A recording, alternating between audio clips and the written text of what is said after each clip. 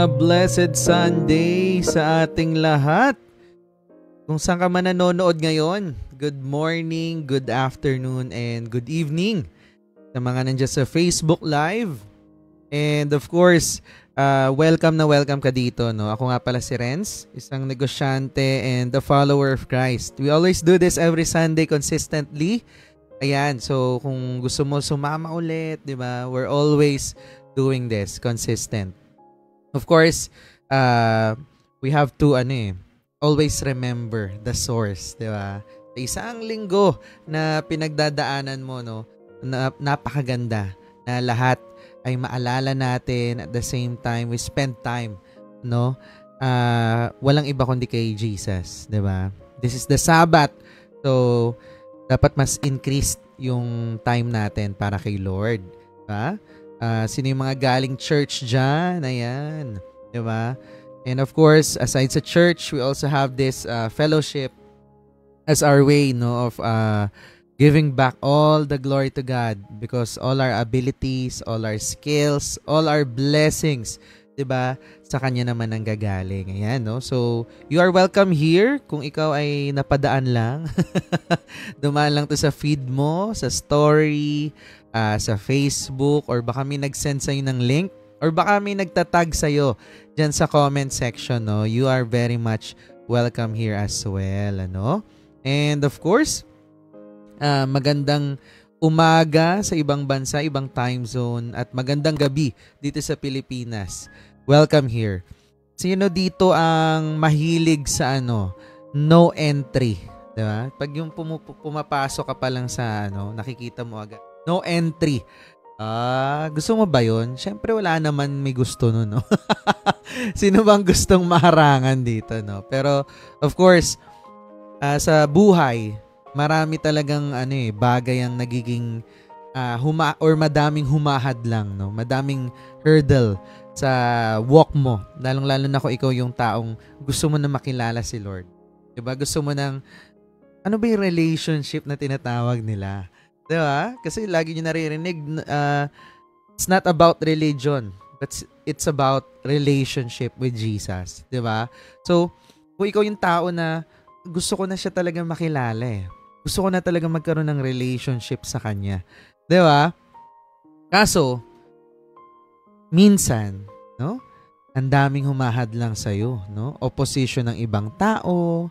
Minsan, natatakot ka din, no? Duda naman sa sarili mo. Tama ba itong ginagawa ko? Or minsan, masyado tayong busy sa ibang bagay, no? Kasi, alam nyo, kung hindi ka naniniwala kay Jesus or hindi ka naniniwala kay God, may iba kang pinaniniwalaan. Imposibleng wala kang pinaniniwalaan kahit ano ka pa. Sabihin natin atheist, diba? Or sabihin natin antichrist ka. May pinaniniwalaan ka pa ring iba. Diba? At sa modern world natin, maaaring ang mo ngayon, ang sinasamba mo ay nasa mo ngayon, nasa wardrobe mo, nasa cabinet mo, 'di ba? Nasa mall. Yung mga gamit, 'di ba? Alam nyo, yun yung bagay na akala mo hindi siya distraction, pero nagiging distraction mo na pala. 'Di ba? Na instead na mag-church ka ngayon, mas masarap humiga 'Di ba? O kaya naman mas masarap mag-shopping or mas masarap mag-add to cart, no? So, sabi nga sa 1 Thessalonians chapter 2 verse 2, with the help of our God, we dared to tell you His gospel in the face of strong opposition. Diba? So, ngayong gabi pag-uusapan natin kung paano mabuhay ng, yung title natin kanina, Unhindered Life. So, isang buhay na hindi hinahadlangan ng takot, ng excuses, or kahit na anong balakid para magtuloy-tuloy na yung walk at pagsunod mo kay Kristo, no? At dahil, again, bali second Sunday na ngayon. Pero usually first Sunday, we always do communion. No? So dahil di tayo nakapag-communion last time, we will do communion later. So kung wala ka pang bread at juice, ihanda mo na yan para mamaya, no? So that will be led by Pastor Ralph then later. So make sure ready din ang heart and mind natin. Alright? So if ready ka na, type mo dyan, I'm ready for breakthrough, no? Pero bago tayo dumiretso sa mensahe ngayong gabi, no, let's take a moment to be grateful. Kasi lahat tayo may pinagdadaanan, pero isa lang ang sigurado, may ginawa si Lord sa buhay mo ngayong linggo. No? So ano yung isang bagay na ipinagpapasalamat mo kay Lord? Di ba?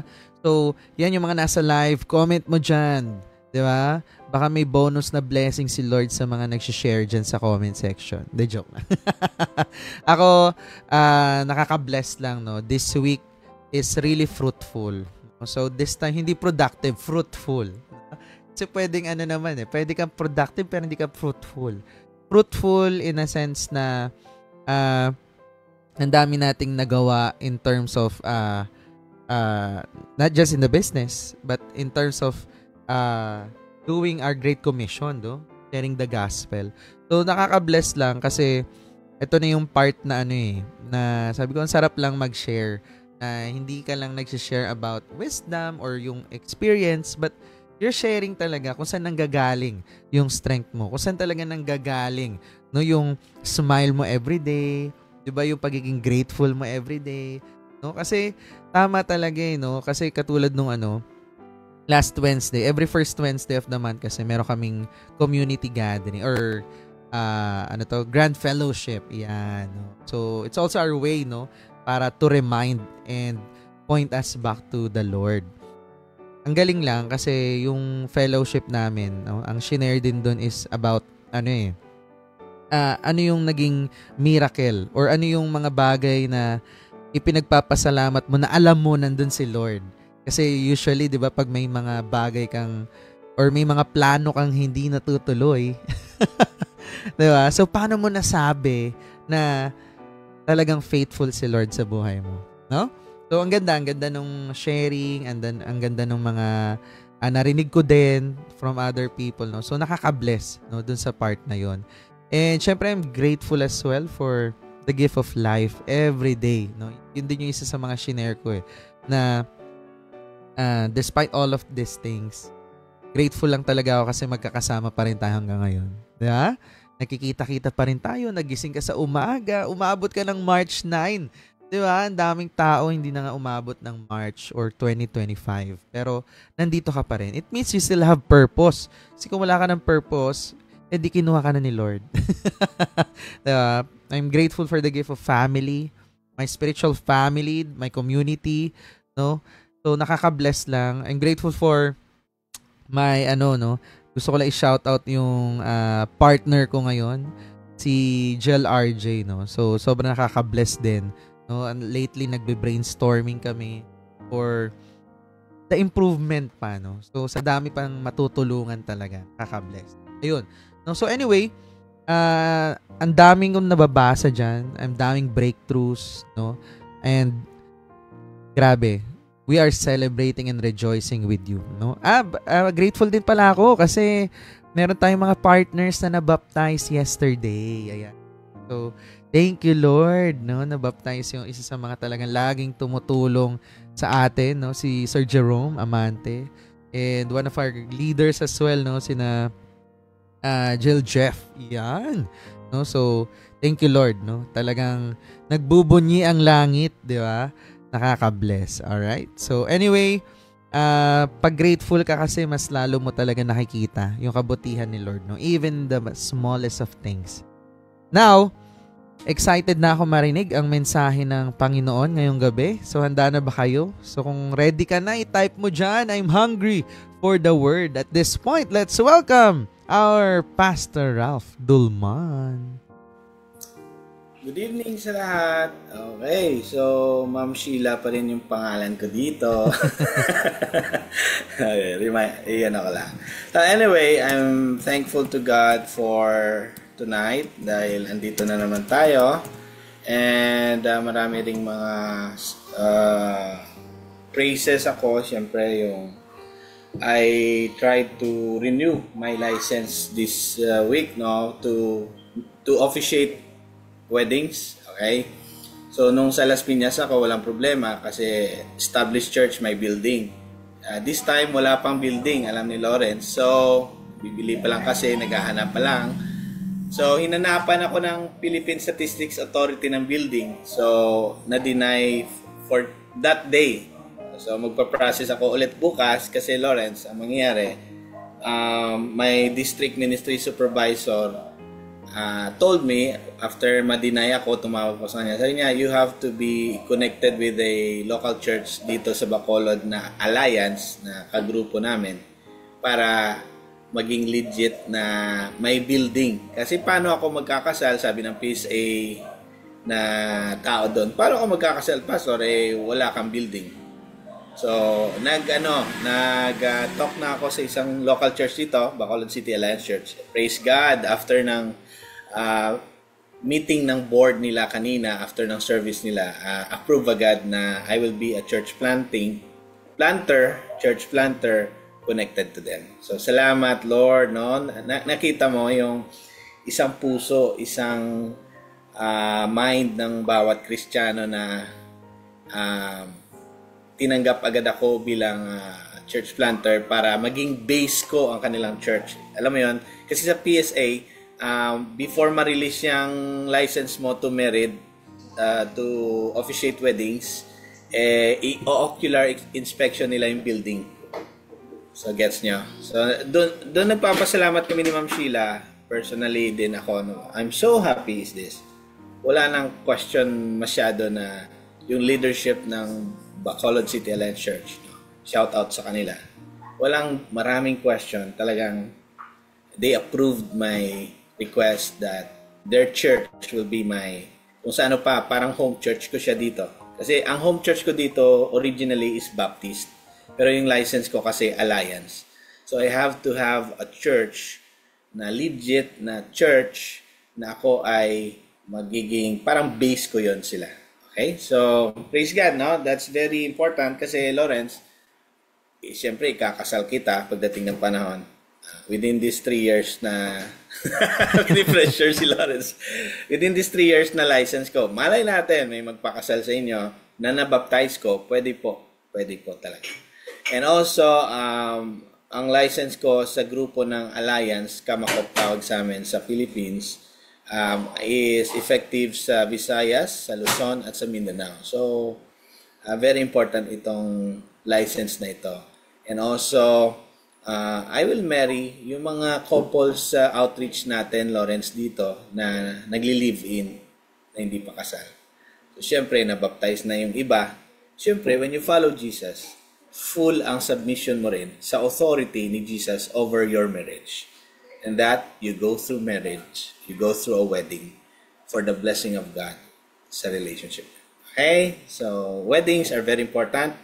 Spiritually, may binding yon, may blessing yon, and legally, may protection ka rin. So, again, that's what I praise God for. And as your pastor naman dito sa spiritual gathering, salamat at kasama namin kayo ngayon ni Lawrence. And inviting you, baka gusto nyo pumasok at makipag Q&A sa amin after this. Why not? No? I'm so excited for tonight. Let's pray. Short lang. Panginoon, guide us, bless us as we gather together online. Bless your people. Bless those who seek you, those who are still seeking the truth. I pray that they will encounter you, Jesus Christ, and that your Holy Spirit will enlighten us all to receive your word tonight. In Jesus' name, amen. So, unhindered life. In other words, unstoppable life. Usually, sa definition natin bilang Christians, iba ang definition din ng mundo. When you say unstoppable life sa world, iba yon sa unstoppable life or unhindered life ng Christians. Let me give you an example.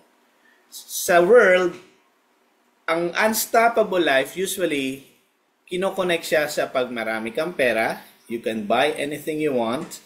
You can do wherever you want. You can travel to wherever you want. And that's an unstoppable life. Yun yung sa world. Sa Christian life, iba. And that will be our topic this night, no? Tonight. Kaya, meron akong picture sa aking, sa aking slide na ang Christian life din ay unhindered life kasi kahit merong bato, hahanap ng kahit nga walang butas yan, bubutasin yan ng isang plant, mag-shoot yung bud niya or yung branch niya, later magiging tree, no? Na kahit walang butas yan, Lawrence, the force of that nature, ang plant na yan, maghahanap yan ng way out or breakthrough. And Christian life is like that. Na even may mga impossible na mga fini-face kang hurdle sa life mo or mountains. The Lord, if He is with you, you will be unstoppable. Yun yung Christian life. Dito, sa world definition, unstoppable means you have the money, you have the power, you have the influence. But actually, it's not still unstoppable because nagsastop pa rin Let me give you an example. Yung mga maraming pera, artista, influencer, bakit nag-stop yung marriage? May pera na yon. Bakit naghiwalay? Influential yon. May pera, may influence, may power, may position sa society. Bakit naghihiwalay? It's because hindi yan ang totoong unstoppable life. Unstoppable life is different when you are in Jesus Christ. So that's our lesson for tonight. So again, before we will read this verse, ang context nito is Paul, Silas, and Timothy, or in other version, Paul, Silvanus, and Timothy wrote this letter to encourage the persecuted Christians or new believers in Thessalonica. So, number 1, to encourage them kasi pinipersecute sila. Number 2, to remind them that Jesus is coming soon. Jesus is coming again. So, yun yung dalawang motibo, pinaka-primary or primary and secondary motives bakit sinulat ang Thessalonians. To encourage the suffering believers because of their faith in Jesus, their suffering. And number 2, to remind them and to comfort them that Jesus is coming again. And all the problems na meron man dito sa mundo will stop. But we will experience the promise that we will be with Jesus in eternity. Yon ang konteksto. So now, let us read these verses. Then yung mga naka-blue, doon lalabas yung ating truth number 1. So sabi dito, you know, brothers and sisters, that our visit to you was not without results. Yung pagpunta ni Paul, Timothy, at ni Silas doon sa Thessalonica, nabuo yung church, na plant yung church doon, ay sabi nila, hindi na sayang ang aming ginawang pag-visit or pag-church plant diyan sa Thessalonica. Ang ganda ng chapter 2, no? And we, sabi ni Paul, si Paul, Timothy, and Silas, although, sabi niya, we had previously suffered and been treated outrageously. Sa ibang version, pinahirapan talaga sila. Grabe yung suffering nila sa Philippi ni Paul, Silas, and Timothy. And sabi nila, as you know, alam nyo naman, sinabihan nila yung mga believers sa Thessalonica, alam nyo naman na pinahirapan kami doon sa Philippi, but ito yung good news. Ito yung difference. With the help of our God, we dared to tell you His gospel in the face of strong opposition. See, ito yung totoong unstoppable life. Na kahit merong strong opposition, hindi tumitigil ang pag-share ng gospel. Now, yun yung konteksto nila. Na kahit ikukulong sila, ikakamatay nila, hindi sila nagpapapigil. Hindi mapigilan ang kanilang pag-share ng gospel. Dahil sa tulong ng Panginoon, nagkakaroon pa rin sila ng courage, ng lakas, na despite sa threat sa buhay nila, they will not stop sharing the gospel. Sa atin ngayon, hindi pa ganun ang case. Kasi ang pagpatay sa mga Kristiyano ngayon, regional pa lang, hindi pa global. Darating ang panahon, merong global persecution sa mga Christians. Hindi pa nangyayari yon. Pag nangyari yon, malapit na talagang dumating si Jesus Christ. So, Ang ganda kasi dito we can learn na sila Paul, ang motibo nila to share the gospel is very pure, na napaka committed nila to share the gospel despite of the sufferings. Verse 3, for the appeal we make does not spring from error or impure motives. Malinis yung motibo namin. Nor we are trying to trick you, na parang niloloko namin kayo or gumagawa-gawa lang kami ng storya, no? On the contrary, sabi ni Paul, we speak as those approved by God to be entrusted with the gospel. We are not trying to please people, but God who tests our hearts.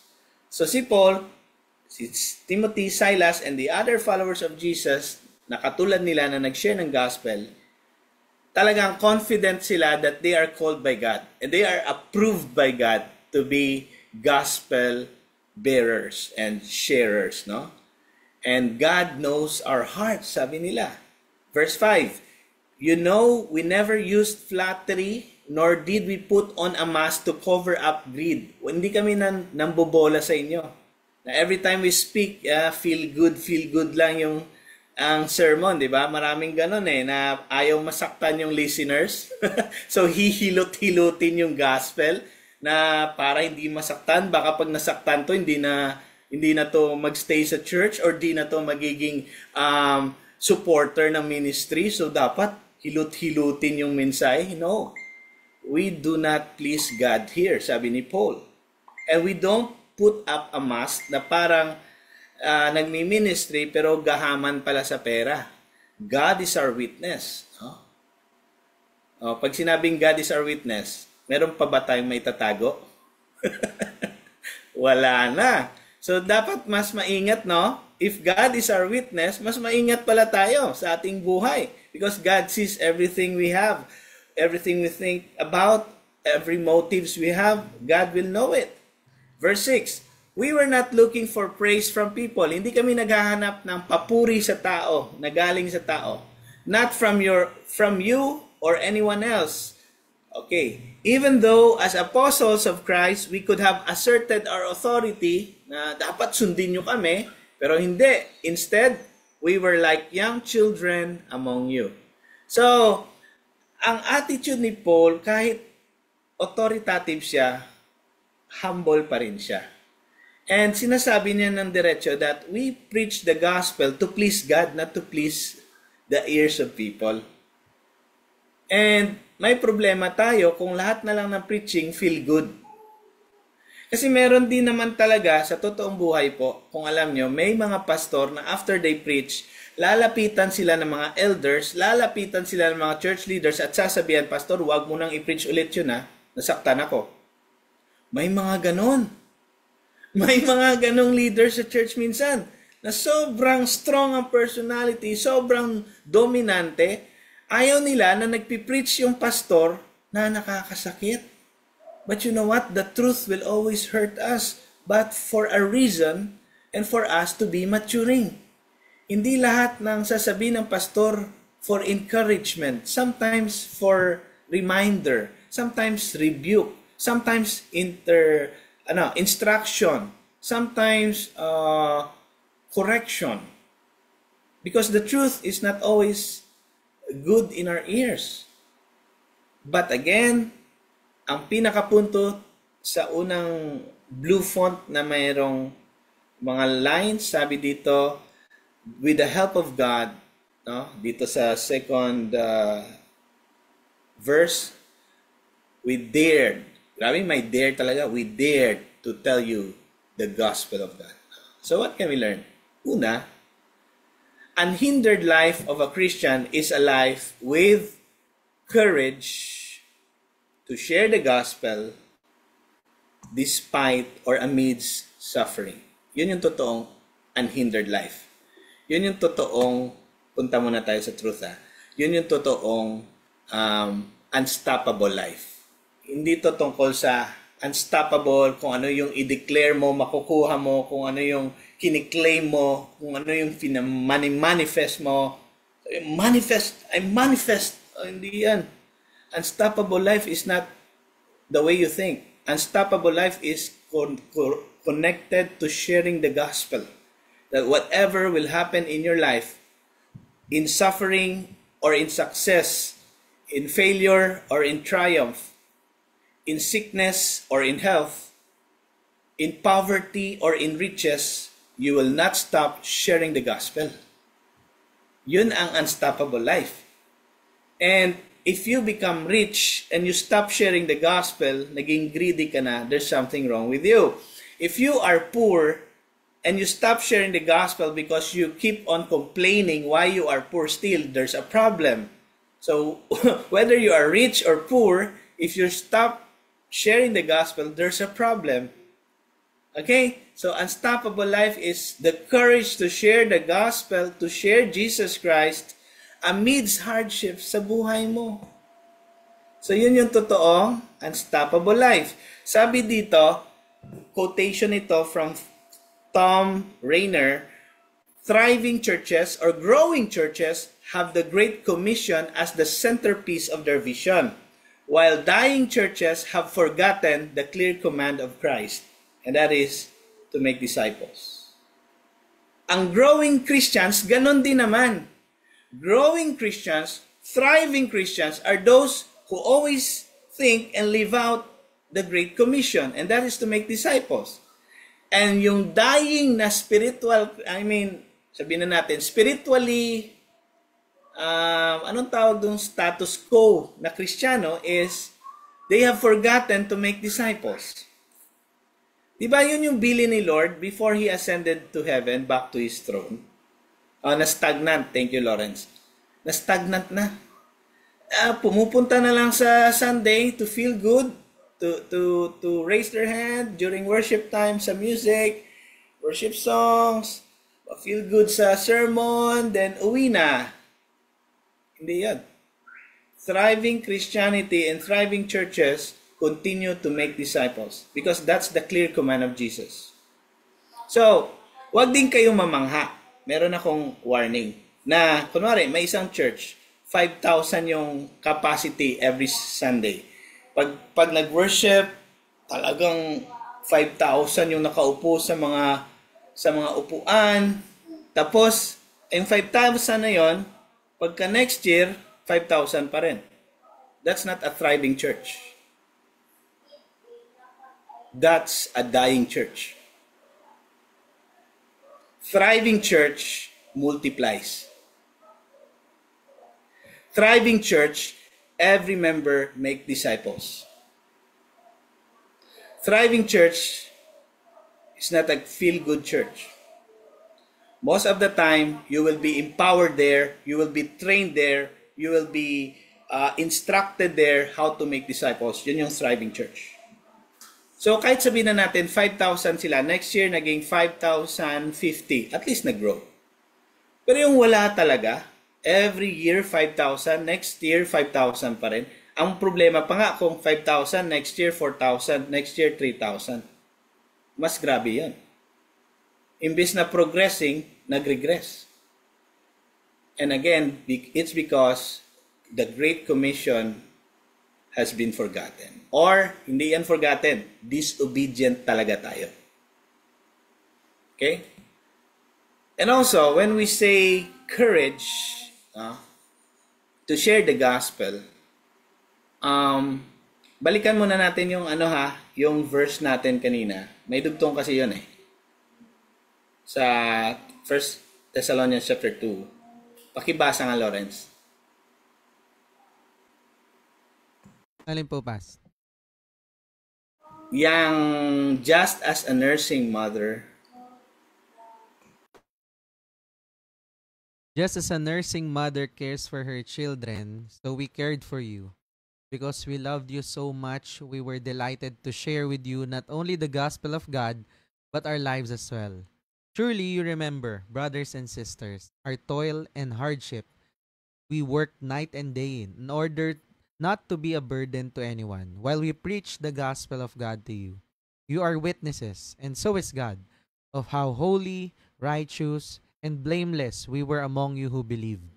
For you know that we dealt with each of you as a father deals with his own children, encouraging, comforting, and urging you to live lives worthy of God, who calls you into His kingdom and glory. Thank you so much. He used the example of nursing mother taking care of her children sa first line, and sa dulo, he used also sa verse 11, for you know that we dealt with each of you as father. So here, Paul is telling them na like mother and like a father, we are taking care of you. We did not just share the gospel to you, but we shared our lives. So courage to share the gospel is not just sharing words. Yes, the words of God is powerful. But the gospel should have also that action of our faith. Because faith without action is dead. Nakita nyo? We were delighted to share not only the gospel of God, but our very lives. Ang totoong effective gospel sharing actually is not just words. There will be works. There will be actions. Hindi mo pwedeng sabihin na yung dinidisciple mo, merong sakit yung anak niya, sasabihin mo lang, sige, pag-pray natin, kailangan ng paracetamol, ng Tempra Forte yung bata niya, yung anak niya, bigyan mo kahit isang 150 pesos lang. Baka makabili man lang siya ng 60 ml na Tempra Forte. Disciple making is not words only. You are also giving your life to another person. Kasi ang standard ni God of love, as we talked last month sa February, is love is laying down your life for your brother and sister. Literal na willing kang mamatay para sa ikakabuti ng iyong brother or sister. So gospel sharing is not just words. There will be sharing of lives. Na parang spiritual parent ka, nursing a baby, at parang ama ka na taking care of your spiritual children. So meron talagang impact ang life-to-life disciple-making relationship ng bawat isa. Hindi lang to parang curriculum na yes, okay, Lawrence or Richelle or Sir JB, tapusin natin tong book 1 to 10 na hanggang doon na lang. Disciple-making go beyond studying. It goes beyond the book. It's a life-to-life. It should not be material-centered or book-centered. It should be the power of God through the Holy Spirit using your life to impact another. That's gospel sharing. You're really showing up for that person. Sabihin niya, wala kasi akong time . O sige, itayin ko time mo. Kailan ka ba alabas ng work? Mga alas 9 pa ako lalabas ng work. Okay, I'll be there. I'll meet you. Libre kita kape muna. You will really share your life, share your time, share your effort, share everything you got for that person to grow in their faith. Gospel sharing kasi is not the end . It's just a start of disciple making. So starting point lang yung pag-share mo ng gospel. Pag nag-respond siya, may follow-up yan. Hindi pwedeng by schedule na depende lang sa gusto mong schedule. Sometimes you will get out of your way to meet that person. Merong kasama tayo dito sa spiritual gathering. Hindi na natin siya kasama pero active na siya sa church, sa isang local church. Hindi ko lang sasabihin. Once in a while, we meet with him minsan 10 ng gabi or 11 ng gabi. And magbabayad kami literally ni Ma'am Sheila ng 500 para sa magbabantay sa 3 anak namin na iiwanan namin sa bahay. 500 for that night shift. Dagdag bayad, 500. Hindi naman marami pera namin, pero kailangan namin gawin just to make sure we share the gospel to that person, and that person receives Jesus, and that person will be baptized, and that person will be discipled. And now, you know what? Is a leader of a local church. Dito yan siya galing sa spiritual gathering. You know what? Gospel sharing is not just words. There will be works. There will be, yes, the power of God is enough. The power of God, the Word of God is enough to change a person. But in the follow-up of discipling that person, your presence is needed. Okay? Nung nag-youth pastor ako sa Las Piñas, alam nyo yan nag-youth pastor ako doon. Ang tagal, siguro 13 years. Palaging walang laman yung ref namin. Dahil yung mga youth, pag pumunta ng bahay yan, may mga groups akong nag-meet sa bahay. Sometimes 4 groups per night. Merong grupo sa bahay nag-Bible study. 10, 15 youth. Siyempre, nung kakainin yun. Palaging ubos yung rep namin. Hindi naman kami mayaman. Maliit lang naman bahay namin. Pero puno palagi ng tao. Ganon ang disciple making. You're sharing your life, even the groceries na meron ka. Disciple making yan. Okay? So, courage to share the gospel amidst hardship. Madaling sabihin na I will share the gospel because kung sabihin mo, okay naman buhay ko ngayon, so I will share the gospel. How about kung nahihirapan ka? Will you still have the courage to share the gospel? Kasi mas natitest ang faith natin pag hindi na tayo okay and still we share the gospel and still we make disciples. Okay? Okay. Next. And we also thank God. Sa verse 13 na tayo. 1 Thessalonians 2. Because, sabi niya, we thank God continually, patuloy, hindi tumitigil, because when you received the word of God, which you heard from us, you accepted it not as a human word, but as it actually is the word of God. Tinanggap niyo yung gospel na hindi parang word namin, but talagang as actual word from the Lord. Which indeed at work in you who believe. Ang gospel na natanggap nyo, tinanggap nyo as if si Lord talagang nangusap sa inyo at yung word na yon, ang gospel na yon, at work in you who believe. Take note, ang gospel at work sa buhay ng naniwala. Yung ayaw naman, syempre, yung lumulusot lang yan sa tenga, ayaw Wala din yun. So yung totoong naniwala, yung gospel, talagang chine-change yung buhay niya. Talagang may mga pagbabagong mangyayari. At alam mo, meron pa yung hindi lang yan spiritual ang impact ng gospel Maraming impact ang gospel sa emotional, sa psychological, sa attitude natin. Even minsan may bonus pa sa health.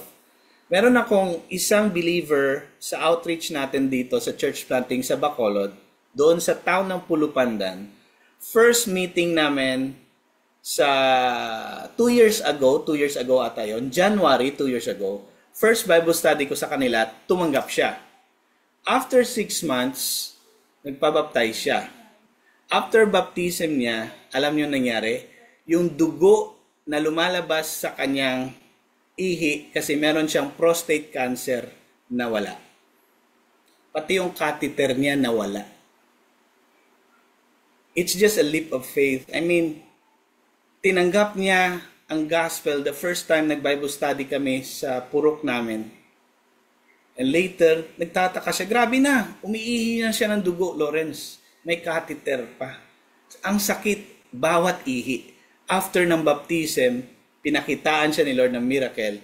Ngayon, deacon na siya sa ating church planting. These are true stories. Miracles after miracles. That the word, the gospel of God will be at work on those who believe. Siyempre, powerful si God. Na kahit hindi ka mag-believe, meron siyang power. Pero mas maganda sa mga nag-believe. May mga pagbabago sa ugali.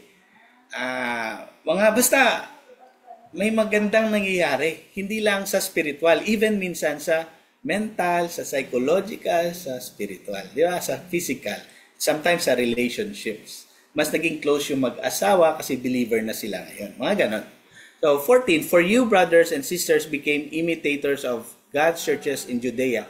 Ang Judea, take note, ito po ang church sa Jerusalem. Mga churches doon. Ito yung mga naunang mga churches. At naging model ng Thessalonica Christians ang mga taga-Judea. And even sa suffering, gumaya din ang Thessalonica. Kasi sabi dito, You suffered from your own people. The same things those churches suffered from the Jews who killed the Lord Jesus Christ and the prophets and also drove us out. Kaming mga apostle, pinalabas din kami. Hininder kami, pinigilan kami mag-preach. They displease God and are hostile to everyone in their effort to keep us from speaking. Ayaw nila kami mag-preach, ayaw nila kami magsalita about the gospel, about Jesus Christ. In their effort to keep us from speaking to the Gentiles so that they may be saved. No? Gusto namin ma-preach, ayaw nila kasi ayaw nila ma-save itong mga Gentiles. In this way, they always heap up their sins to the limit. The wrath of God, may warning si Paul, has come upon them at last. Has come upon them at last. Talagang ibig sabihin, nangyari during Paul's time. And may isa tayong paalala. Ang Thessalonica, sinulat noong AD 51. Si Jesus, namatay, na-rise from the grave, nag-ascend sa heaven, AD 33. So, 18 years lang ang pagitan, sinulat na ito. So, maraming nakakita pa kay Christ, naka-experience kay Christ, yung mga disciples, buhay pa this time. Kasi 18 years after lang. Fresh na fresh pa ang memory nila, ang experience nila with Jesus and the power of Jesus.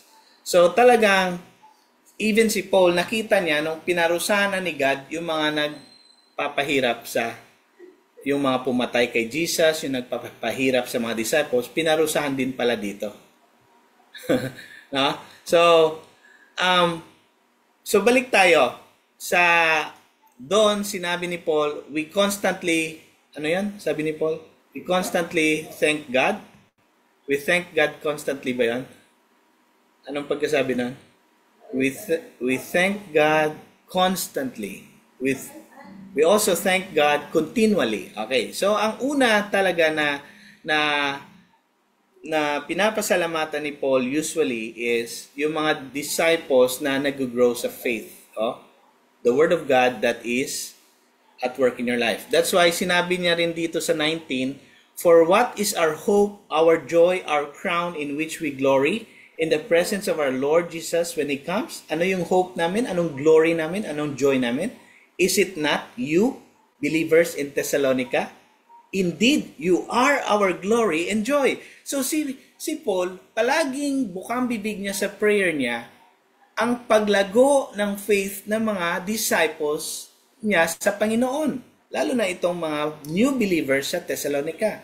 You are our glory and joy. Masaya kami, nagagalak kami na makita kayo, nag-grow, and kung pwede lang sana magkita tayo face to face, but sabi niya, Satan block our way. Tingnan niyo sa verse 18. Satan block our way. Hininder kami ni Satan na magkita tayo, but okay lang, hindi na hinder si Paul, no? Nagsulat pa rin siya ng letter para lang ma-encourage ang mga believers. Ito na yung sinasabi natin. Unhindered life is no excuses. Kahit hindi, kunwari, nakulong si Paul during sa pagsulat niya sa Ephesians, nagsulat din siya sa Philippians, yun yung mga letters na nakulong si Paul, pero hindi siya napigilan. Kahit nasa kulungan siya, nagsusulat siya, nag-i-encourage siya ng mga Kristiyano through letters. So yan ang sinasabi natin. The life of Paul teaches us not to be hindered because we should have the courage to share the gospel no matter what happens. And ito na yon, yung constant gratitude to God for the growth of God's people. Si Paul, maraming letter na minimension palagi, I thank God for your life. I thank God that you are continually growing in your faith. Ganon palagi si Paul. Hindi siya nauubusan ng prayer and praises sa Panginoon. It's because his prayer concerns is always about the growth of other believers. Kaya tayo nauubusan ng pasasalamat sa Diyos because we're always thinking of ourselves. Protection ko, yung provision para sa akin, yung wisdom para sa akin, yung negosyo ko, yung family ko, palagi na lang umiikot sa atin. If you think about Paul, hindi siya naubusan ng pasasalamat. Because most of his pasasalamat, yung mga Christians na nag-grow sa kanilang faith. Isn't that the same with us? Sometimes, Why most of us run out of thanksgiving? It's because we're always thinking of ourselves. We're not thinking of others, of how to pray for them, of those Christians na dinidisciple natin.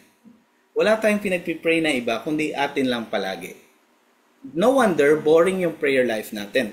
No wonder, naubusan tayo ng papasalamat. Kasi pag iniisip mo lang sarili mo, ay, hindi pa naman dumarating yung hinihintay kong pera, hindi pa ako magpapasalamat. Ay, hindi pa naman nangyari yung pinagpipray ko na mangyari, ay, hindi mo na ako magpapasalamat. When you're always thinking of yourself, nauubusan ka ng thanksgiving sa Panginoon. But if you're always thinking of those disciples na in-entrust ni God sa iyo, yung mga churches na dapat pagpriyan, yung mga pastor na dapat pagpriyan, yung mga missionaries na dapat pagpriyan, yung mga co-believers mo na nanghihina na dapat priyan, yung mga neighbors mo na dapat share ng gospel, yung mga colleagues mo or mga circle of friends mo na dapat ipakilala si Jesus, hindi mo pinagpriyan. That's why nagkakaroon ka ng boring prayer life. Nauubusan ka pa. Try mo pag-pray yung buong members ng church nyo. Hindi mauubos yung prayer request mo. Tingnan mo si Paul. Sampulan ko kayo. Colossians 1:3. Anong sinabi niya? We always thank God, the Father of our Lord Jesus Christ, when we pray for you. Always praying for others. The believers in Colossae. Pinag-pray niya. Philippians naman. Iba na naman to. Believers in Philippi. I thank my God every time I remember you. Tapos, Philippians 4:10. How I praise the Lord that you are concerned about me again. Pinapasalamatan ko kayo na concerned kayo sa akin. I know you have always been concerned for me, but you didn't have the chance to help me. Not that I was ever in need, for I have learned how to be content with whatever I have. Hindi naman ang kailangan ko ang tulong nyo talaga, but I'm content with whatever I have. Sabi ni Paul, I know how to live on almost nothing or with everything. I know kung paano maging mahirap or paano maging mayaman. Alam ko yon. I have learned the secret of living in every situation, whether it is with a full stomach or gutom or plenty or konti ang meron ako, for I can do everything through Christ who gives me strength. Yun ang context nito. Kaya kong mamuhay sa kawalan, kaya kong mamuhay sa karangyaan. Kaya ko. I can still do the ministry of God.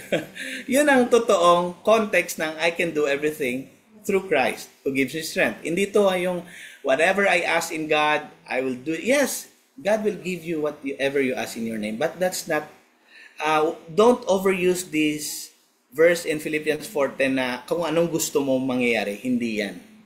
Ang konteksto nito, kung ano ka, may meron ka o wala ka, you are contented. Sabi niya, I have learned how to be content with whatever I have. Kung nandyan yung karangyaan, be content. Kung wala pa, still be content. Be content. Magkaiba yung be content sa pagiging lazy. Hindi po yun pareho ang meaning. 14. Even so, you have done well to share with me in my present difficulty. So nagpapasalamat siya sa mga believers sa Philippi na tinutulungan nila si Paul in times of difficulty. As you know, you Philippians were the only ones who gave me financial help when I first brought you the good news and then traveled on from Macedonia. No other church did this. Kinomplement niya pa ang mga taga-Philippi. Even when I was in Thessalonica, connected na. Ito yung verse natin ngayon. You sent help for me. You sent help more than once. I don't say this because I want a gift from you. Rather, I want you to receive a reward for your kindness. Lahat ng tumutulong sa minister or sa servant of God, merong reward sa kindness na pinapakita nyo sa mga pastor. Like si Paul. Sabi niya, I am praying that you will also receive the reward for your kindness. Meron din pong ganun eh. Okay, when you help a missionary, a pastor, or any minister that works for the gospel, it could be the reward here or the reward later, which is much better ang later sa eternity. Okay, so si Paul hindi na uubusan ng gratitude. Sabi ni Henry Nouwen, gratitude goes beyond yung kung ano yung sayo at kung ano sa Kanya. Mine, thine. Ang thine kasi, yours yan eh. Old English, thine, yours. So, gratitude, hindi yun about you and about sa Kanya. Because gratitude claims the truth that all of life is a pure gift. Anong meron ka sa buhay mo? Gift yan sa Panginoon. Yun yung dapat nating pasalamatan. Everything you have, your family, your children, your apo, your health, your business, is not yours. It's a pure gift from the Lord. And when you understand that, you're more thankful. You're not entitled. You're not proud na mayabang ka na dahil sa pagpupursigi ko, nakuha ko to. No. When you understand that everything is a pure gift from the Lord, you're more grateful, humble, and not entitled. And you're not proud. Kasi lahat na meron ka, from the Lord naman yun eh. Galing, di ba? And sabi ni Karl Barth, joy is the simplest form of gratitude. Yung may galak ka sa puso mo, galing yan sa Holy Spirit. Ang pagkakaroon ng galak is already a simplest form of gratitude. Na kahit mayroong problema sa buhay mo, dumating na mga unos, you're still thankful to God. Because joy is a simplest form of gratitude. So, again, kanina, courage to share the gospel kahit ano pang mangyari na sufferings, and constant gratitude to God for the growth of other believers and for everything you have in life. Kaya sabi rin ni Jesus sa John 15, ang context nito, sabi niya, I am the vine, you are the branches. Remain in me and you will bear much fruit. Ito yung context na. Sabi niya, this is to my Father's glory that you bear much fruit. Gustong-gusto ng Ama ko sa langit na nagbe-bear ka ng much fruit. Hindi ka lang nag-bear fruit. Much fruit. Kalooban niya. This is to my Father's glory na mag-fruitful ka. Showing yourselves to be my disciples. As the Father has loved me, so I have loved you, sabi ni Jesus sa mga disciples niya. Now, remain in my love. Hindi dahil mahal na kita, okay na, kahit ano na lang gawin mo. No, you remain in my love. Kasi ang tendency natin, ayaw nating mahalin si God. Kasi nagkakaroon tayo ng ibang third party. Minsan, usually, yung pera, minsan ang third party, yung kung ano-ano sa mundo. So, if you keep my commands, sabi ni Jesus, you will remain in my love. Just I have kept my Father's commands and remain in His love.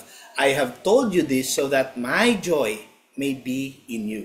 Ang joy ni Jesus, magkaroon din ng joy sa buhay mo. Na ma-experience mo rin ang joy ni Jesus. And that your joy may be full. And that your joy may be complete. Ito yung kaibahan. When the joy of Jesus Christ, through the Holy Spirit, naranasan mo sa buhay mo, ito yung joy na kumpleto. Na hindi ka na naghahanap ng kung ano-anong mga material things or temporary things. Temporary happiness dito sa mundo.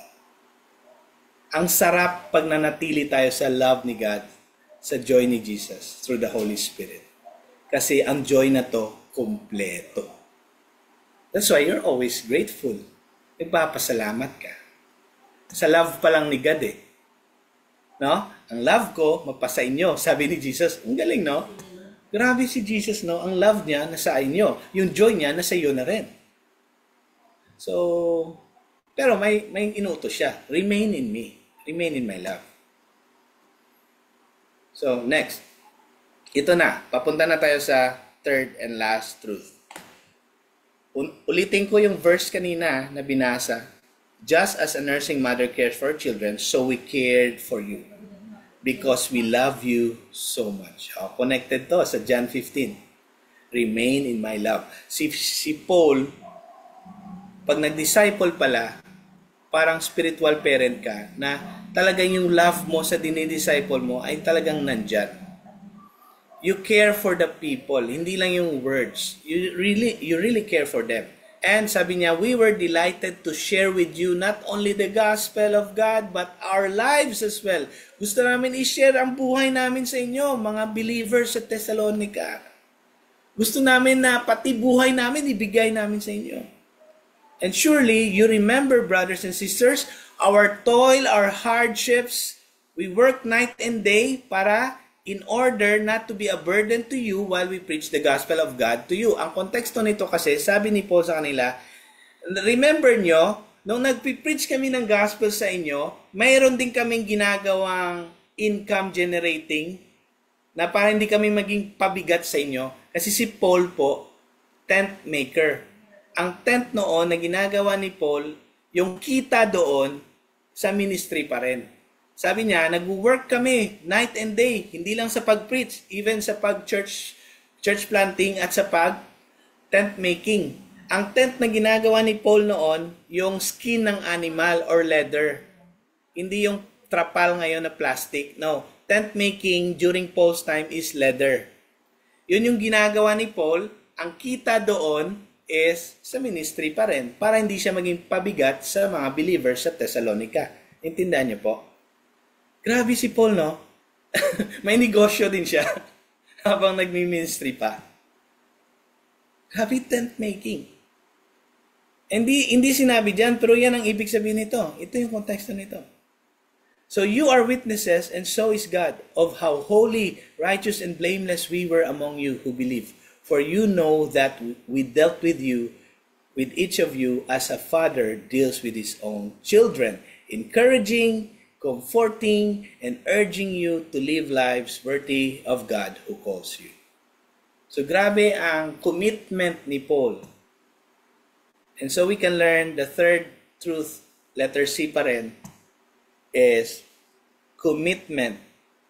A life of a Christian, an unhindered life or unstoppable life, is a life that is committed to share the gospel and to share our very lives to others. Yan ang totoong unstoppable life.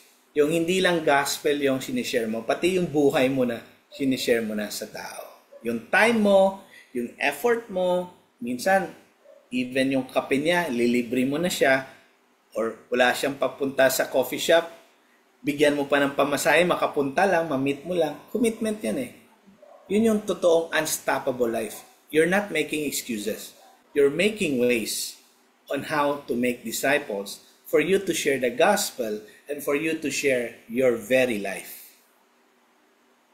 Ang problema ngayon sa mga churches, pag nakasimba na, pag nabaptize na, nag-stop na ang pagiging unstoppable na buhay. That's why merong quotation, medyo masakit ito.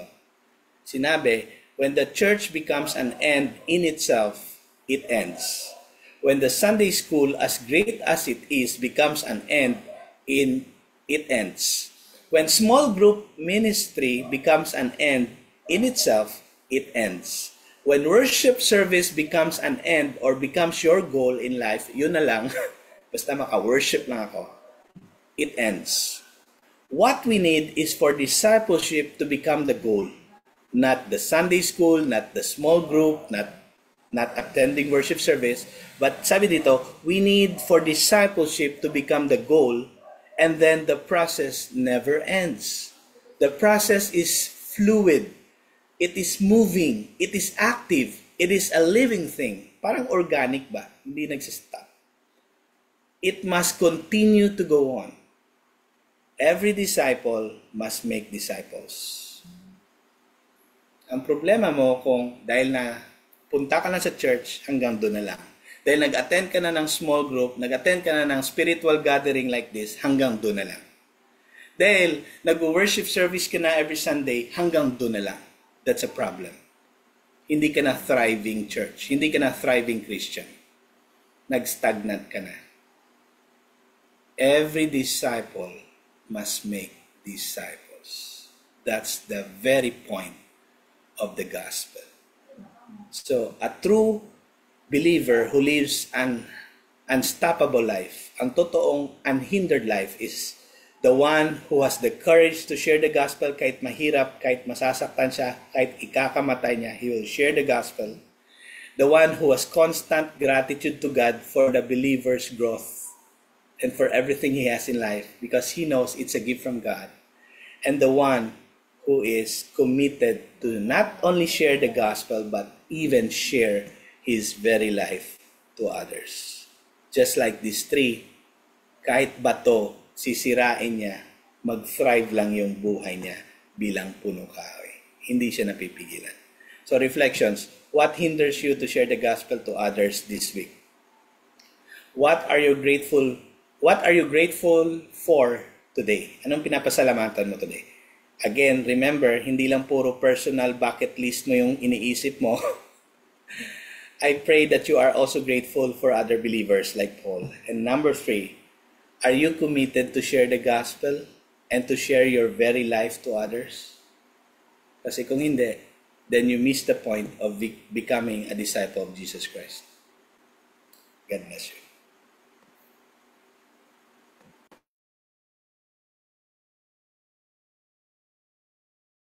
Ayan. Thank you, Lord. Gandang reminder, no? Actually, talagang ikaw mismo, no? Sa Christian, talagang mareremind ka no? Na, oo nga, no? Kasi ako I remember, ever since po nung nabaptize ako, sabi ko, parang lang pala to, meron kasi kaming level up training sa business. Na kailangan pala hindi ako pwede mawala ng salang doon. Laging dapat may isinasalang ako doon. kaya talaga tumatak sa akin yung making disciple. Parang ganun din yung process din sa business namin. Na kung while you building up that person, then habang naglumalago siya, sinasalang mo din siya doon sa mga doon sa yun nga yung special training na wherein dito din pala na i-share mo si Lord, 'di ba, na discipleship na hindi lang in words but also talagang life discipleship, no? Galing. Sobrang gandang reminder. Lalo na doon sa number 1, no? Unhindered life is a life of courage to share the gospel. With the help of our God, we dare to tell you His gospel in the face of strong opposition. Real talk lang din kasi, no, na bakit minsan ang hirap i-share ang gospel. Number 1, ganun din, parang sa business. Takot ka sa rejection. Takot ka sa rejection. No, or, ito, na-encounter ko din to madalas sa mga na-disciple ko na feeling nila unqualified sila. No, feeling nila hindi pa sila, kumbaga natutunan ko to kay Pastor Ralph na kapag nag-share ka, hindi ikaw yun. 'Di ba? Kasi kung magre-rely ka lang sa strength at galing mo, well, definitely, no, na bago pa lang ako bakit ako ang mag-share? Pero, you let God speak through you. Di ba? You let God use you. Use your mouth. Di ba? Use your words para si God talaga nag-share sa'yo. Yung mga lumalabas sa bibig mo. No? And, mostly din, nahihiya baka pagtawanan. No? Yan nga, persecution Pero ang tunay na follower ni Christ, hindi natatakot ibahagi yung faith niya, yung blessing niya. 'Di ba? Lagi nga rin sinasabi sa business namin, kung itong bagay na to na bless ka, bakit hindi mo sinishare? Bakit tinatago mo? 'Di ba pag nabe-bless ka daw, kapag ikaw ay feeling mo nga na-bless ka doon sa bagay na yun, 'di ba dapat sinishare mo? Pero bakit di mo siya sinishare? No? Sabi nga sa Romans 1:16, "For I am not ashamed of the gospel because it is the power of God that brings salvation to everyone who believes." So the challenge here is, ano ang humahadlang nga sa'yo para i-share si Jesus? And sino ang pwede mong i-reach out this week? 'Di ba? Galing Number 2, unhindered life is a life of constant gratitude, no? We thank God continually. Ganda, no? Ulit-ulit nga ni Pas. We thank God continually because when you receive the word of God, you accepted it not as a human word, but as it actually is the word of God. So real talk ulit, no? Maraming tao walang sense of gratitude. No? Mas madalas magreklamo kaysa magpasalamat. 'Di ba? Laging naghahanap ng kulang. 'Di ba? Baka kasi ganito baka kasi ganyan 'Di ba? Baka kailangan ganito ako, kailangan ganito ako. Kaysa nagfo-focus ka doon sa meron ka na. 'Di ba? Na kapag okay ang lahat, thank you Lord. Pero pag nandiyan na yung problema, may question mark na sa dulo. Thank you Lord. Lord, bakit? No? Pero ang buhay na hindi hinahadlangan ng alam mo yun, hindi balakid sa'yo yung lalo na kapag lagi ka nagpapasalamat. Kaya nga we always begin this fellowship with our Grateful Genesis. Shinare ko nga rin yun doon sa fellowship namin last Wednesday. Grateful Genesis, grateful beginning. Always start it with things that you're grateful for. Diba? Sabi nga sa Philippians, no? Sabi nga rin kanina ni Paz, do not be anxious about anything, but in every situation, by prayer and petition, with thanksgiving, present your request to God. So the challenge is, ano yung isang bagay na pinagpapasalamat mo kay Lord kahit may pinagdadaanan ka? No? Galing, no? And paano mo mas ipapamuhay yung gratitude sa araw-araw? And number 3, no? Unhindered life is a commitment to share the gospel in our lives. We were delighted to share with you not only the gospel of God, but our lives as well. Ayan na. No? Minsan kasi gusto lang natin mag-share ng gospel. Pero ayaw natin ipakita in action. No? Pinishare mo lang in words. Kasi mas madali mag-post ng Bible verse kaysa maging mabuting halimbawa, no? Uy, ilag, tamaan, wag magalit. No? Hindi kasi, ang dami ko nakikitang ganyan, no? Mas madaling, no? Madali naman talaga eh, no? Post ka lang everyday, Bible verse, 'di ba? Ano yung verse of the day? Kukunin mo lang naman do sa Bible app mo eh, 'di ba? Kaysa maging mabuting halimbawa, kaysa ipamuhay mo siya. Mas madaling magsabi ng God bless kaysa tumulong sa nangangailangan. And madalas ako kasi guilty din ako dati sa ganito. Yung sige, I'll pray for you. Tapos mamaya, wala na, nalimutan mo na, hindi mo na pinag-pray. Kaya dapat, di ba, pag sinabi, I'll pray for you, pag-pray mo na on the spot.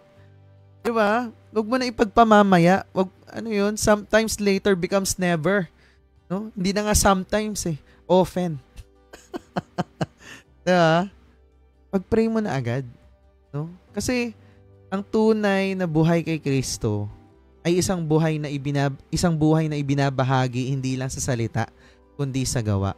No? Sabi nga sa Matthew 5:16, let your light shine before others, that they may see your good deeds and glorify your Father in heaven. Diba? So again, the challenge is parang yung sinabi lang ni Paz kanina, paano mo ipapakita yung gospel sa actions? No? Paano mo mapapakita yung gospel sa actions mo this week? Apply agad. Sabi nga namin dito sa business at pag nagte-training, apply it within 24/7. 'Di ba? Kasi pag pinalagpas mo ulit, wala, hindi mo gagawin. Malilimutan mo na naman. 'Di ba? At sino ang pwede mong tulungan bilang nakikita mo, 'di ba? Love ka ni Lord.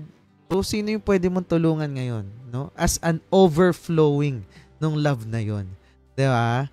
Galing. Grabe, no? Sobrang tindi ng message natin tonight. Now, gusto ko marinig kayo. So, anong part ng message ang pinakatumama sa puso nyo, no? Ano yung realization na gusto mong i-take home ngayong linggo? So, yung mga nasa Zoom, feel free to unmute and share. Yung mga nasa live, comment nyo dyan. We'd love to read it and pray for you as well. Yan. Sino gusto mag-share?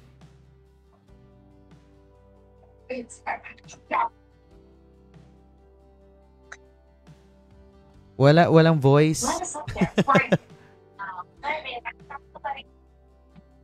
Wala. Tumutunog yung... Oh. Ayan. Yan. Gawa na. Okay. Alright. Yeah, praise God. I was very thankful na nakita ko sa my story that I was checking the stories. Nakita ko yung post ni GLO. So I clicked and I entered dito sa spiritual gathering natin. You know, just to share with you, I was so blessed kasi this has been a prayer of mine for probably for 2 months now. Mula nung nakita ko si Pastor Peter sa airport, because nasa airport kami, pasakay na kami sa elevator. Sabi ko, Pastor, JB, I was about to kausap niya isang flight attendant, no, nag-a-assist sa kanya. And Pastor was saying, JB, I was about to finish, no, my sharing on how to enter heaven. So imagine yung parang na-feel ko dun, share as you go.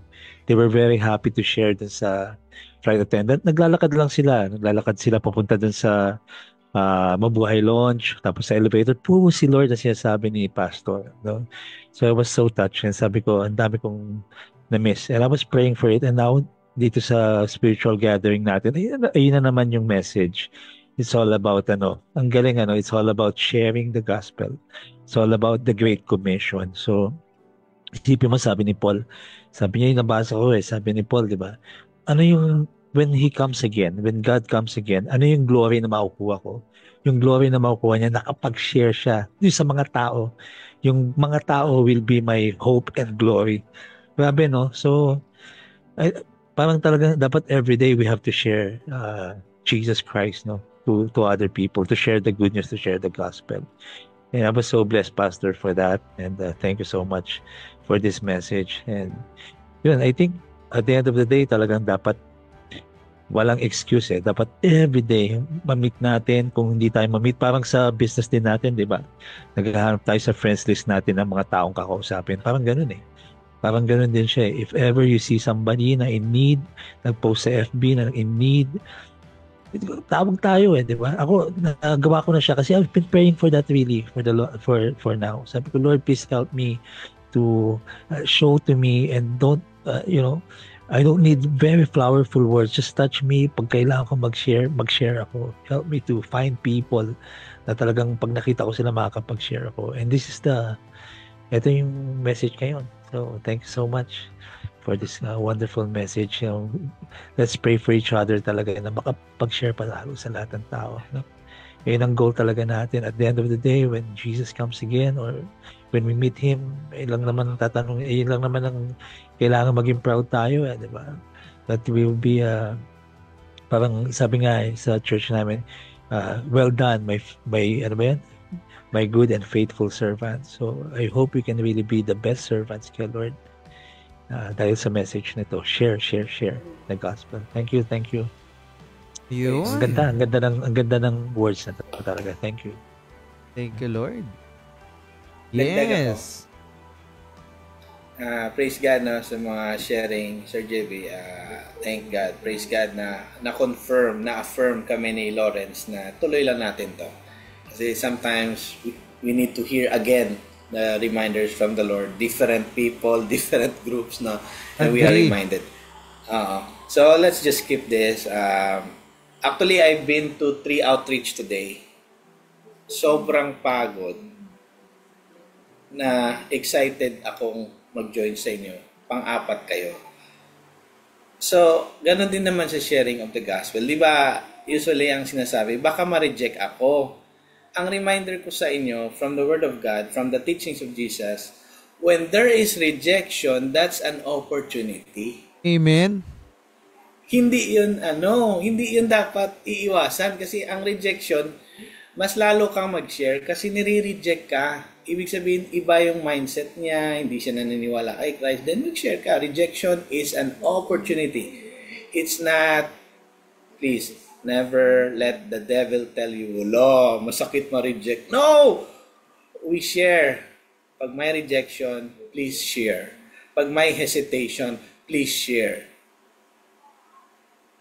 Pray lang sa Holy Spirit, syempre, before you engage.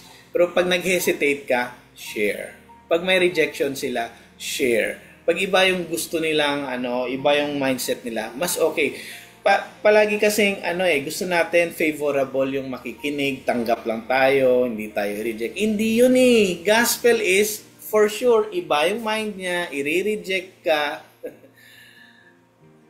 The more na different siya mag-isip, the more mag-share ka. Kasi palaging sinasabi sa akin, minsan, di ba, Lawrence, sinasabi ko sa inyo, may mga taong ginagamit si Lord na, kunwari, pupunta ako sa bahay nila, sa purok nila, or mag-start ng outreach sa place nila, sasabihin nila ako, ay, Pastor, mga iba yung mga religion dito. Anong sagot ko? Praise the Lord! Iba yung mindset nila. Iba yung paniniwala nila. Mas opportunity yon. Kasi It's an opportunity to be rejected in the name of Jesus. It's not a shame. Ang soldier ba, nag-join ba yan sa soldier kasi takot matamaan ng bala? Hindi. Tama eh. Willing yan mamatay nga para sa bayan .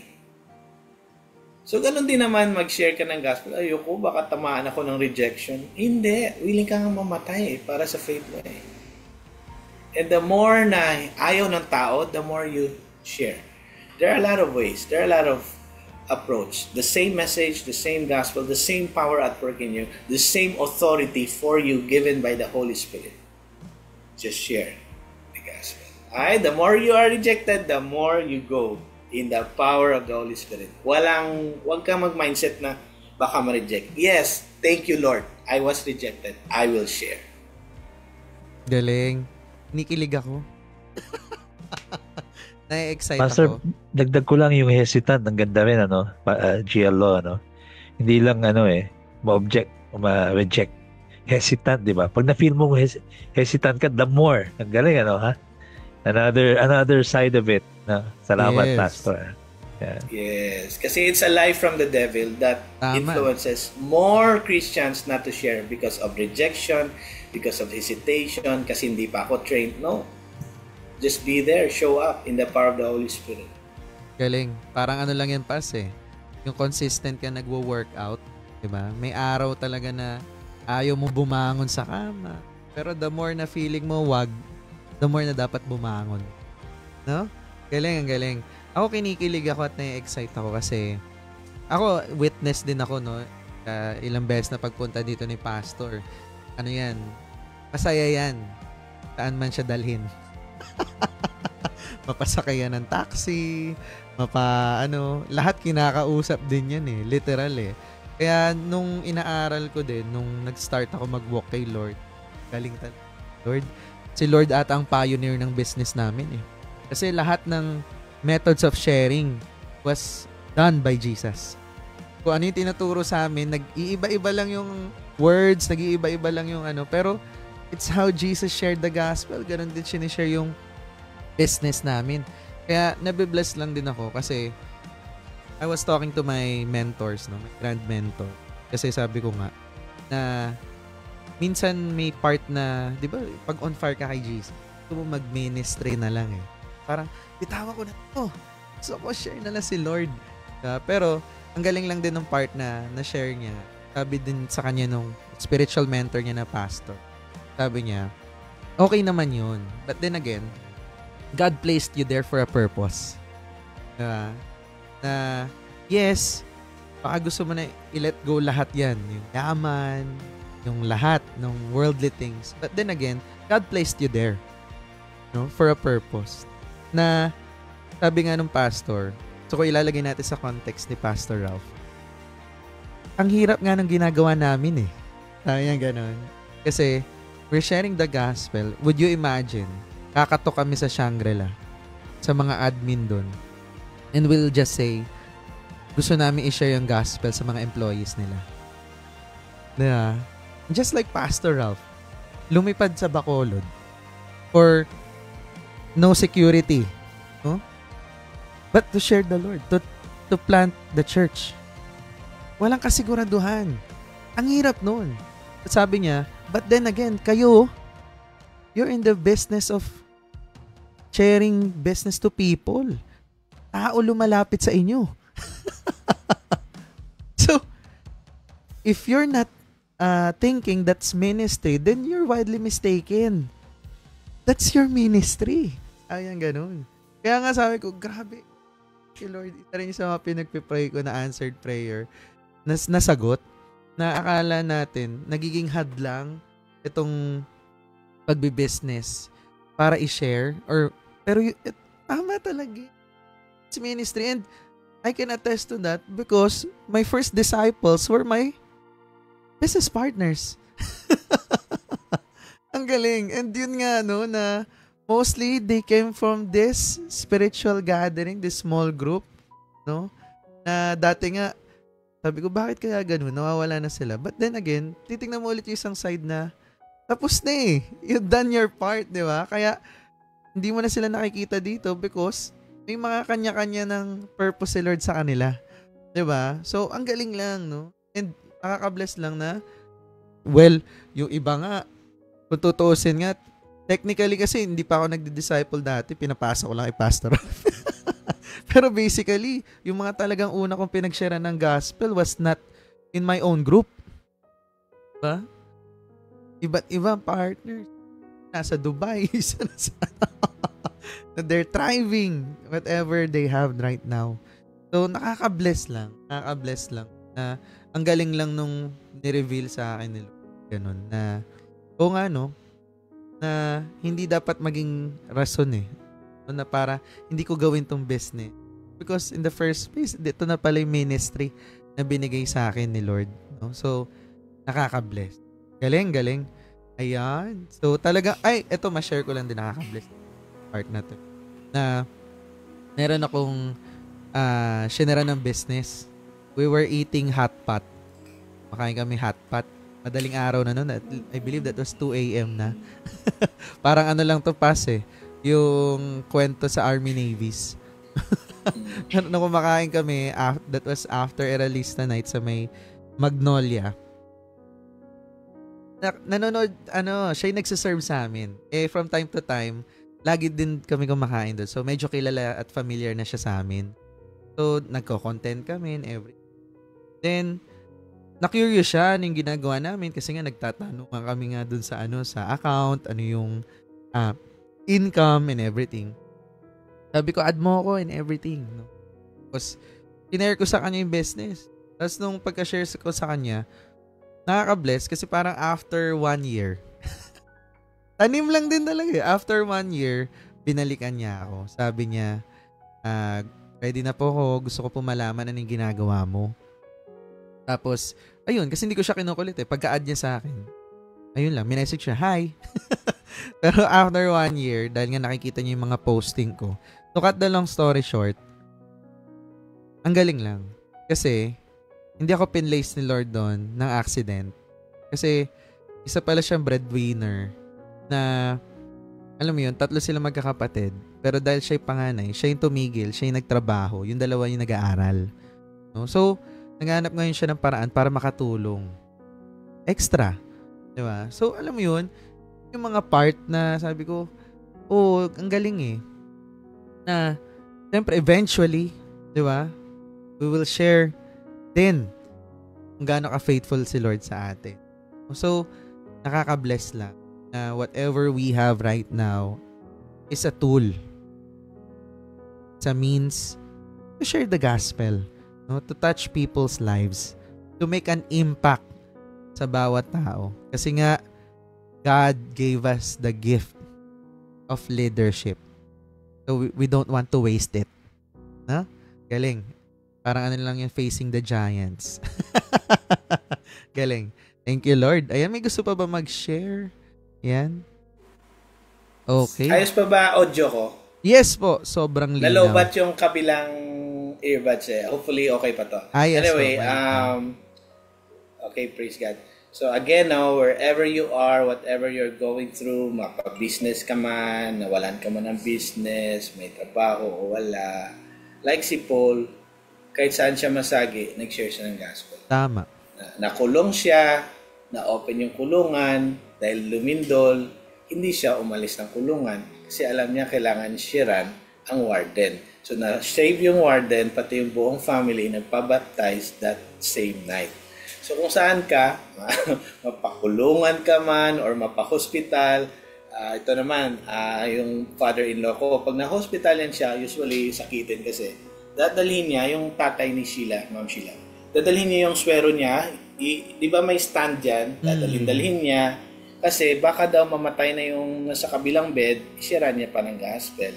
So, or baka siya mamatay na, at least nakashare pa siya ng gospel. So, kahit sa kulungan, sa sickbed, kahit saan ka, successful or not, sharing the gospel is like a water, fluid yan Katulad ng quotation kanina, it's a fluid, it's organic, it never stops. So, ganun kasi ang buhay ng Kristiyano kasi ang Holy Spirit yan ang nagkukos sa kanya maging unstoppable. And being unstoppable is not about getting what you want or going where you want to go. It's about doing the ministry of God wherever you are, whatever you're going through. That's the real unhindered life. So, let's go to our communion na. Tama? Yes. Bago malobat tong ano ko So, kung malobat to habang nag-communion, next Sunday na tayo mag-communion. Sige, let's pray muna. Let's pray. Panginoon, forgive us. We confess our sins, the sins we have in our hearts, in our mind, the sins we've done against our brothers and sisters, the sins we have done privately or publicly, the sins we have done against you. Forgive us, Lord. We repent from our sins. And as we continue to remember your death and proclaim your death until you come again, bless everyone joining us tonight. And Lord, thank you for your body broken on the cross and for your blood spilled for our redemption and forgiveness. Thank you for the salvation you have given us through that suffering you endured 2,000 years, more than 2,000 years ago. You endured the pain on the cross for us to be saved, to have eternal life, and to be forgiven through your sacrifice. Thank you, Father, for sending Jesus Christ. Thank you, Holy Spirit, for the presence that you are never leaving us and you are empowering us, Lord, to make disciples. Thank you so much in Jesus' name. Amen.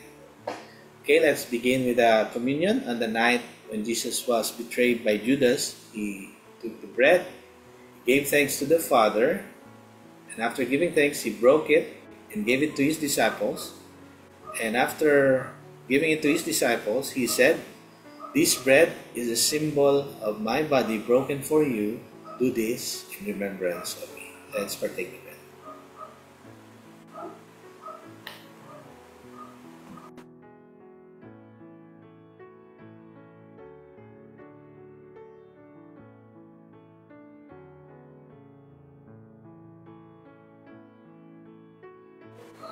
In the same manner, Jesus took the cup, gave thanks to the Father, and said, "This cup is a symbol of my new covenant in my blood.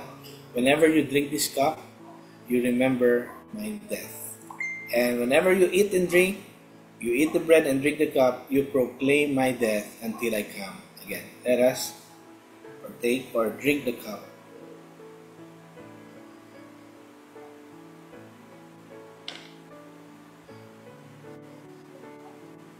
Let us pray. Panginoon, salamat. Thank you so much for what we have received tonight. The word that reminded us that Christians or the children of God are unstoppable because of the power of God at work in us. The power to enable us to share the gospel, to make disciples, and to be grateful always in whatever circumstance we are going through. To be thankful of the people you have entrusted to us, of witnessing of how they have turned to you from their old life, from serving a false god. Now they are serving you, Jesus. We are thankful because they are now not just saved, but they are serving you in the calling that you have entrusted for them. Salamat dahil nakikita namin ang progress ng aming mga kasama na noon magkakasama lang kami sa spiritual gathering, but now they are serving in every local church na tinawag mo sa kanila. And thank you din sa mga believers na nag-join dito na yes, believers na sila, and we appreciate yung presence nila because we encourage one another here, we pray for one another here, we carry each other's burden here. Kung merong pag-pray, we chat, we call one another. Kung kailangan ng counseling, we are here to offer counseling or coaching for those who needed it. Thank you for this spiritual gathering. Thank you for this ministry you have entrusted to us. This is just online, but the impact of this is eternal. Thank you, Lord. Now I declare the blessing from the Father, the love of God be shared by each one. The love of God embrace you, assure you that as a child of God, you have been called to live an abundant life and a fruitful life and a life that will always obey God to make disciples. May the grace of Jesus Christ be upon us and the presence of the Holy Spirit continue to empower us to give God the glory in everything we do. In Jesus' name I pray. Amen and amen. Thank you so much. Hi, Ma'am Richelle, Sir JB. Thank you, Lawrence. Thank you, Picture po, picture. Thank you. Picture, picture. Jello.